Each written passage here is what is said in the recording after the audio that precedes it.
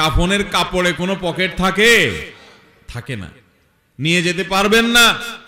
আপনি মারা যাওয়ার পরে যে কাফনের কাপড়টা কেনা হবে, আপনি জানেন সেটা টরে কাপড় কেনা হবে না?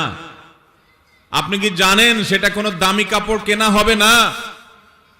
কাপড়ের মধ্যে সবচেয়ে সস্তা কাপড় দিয়ে আপনাকে কাফন দেওয়া হবে। কারণ যাদের জন্য এই সুদের কারবার করে টাকার পাহাড় গড়েছেন সেই সন্তানরাই বলবে, এবং তাদের বলাটা অযৌক্তিক না, যে এখানে দামি কাপড় দিয়ে লাভ কি, মাটির সাথে মিশে যাবে, নষ্ট হয়ে যাবে, কে দেখবে?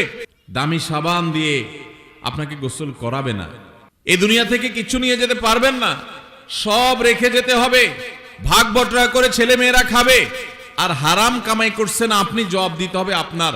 আপনার চেয়ে বড় নির্বোধ কে আছে যে কামাই করবেন, চুরি করবেন যাদের জন্য, তারা কেউ আপনার চুরির দায় নিবে না। আপনার শাস্তি আপনাকেই ভোগ করতে হবে, তারপর আপনি অপরাধ করছেন।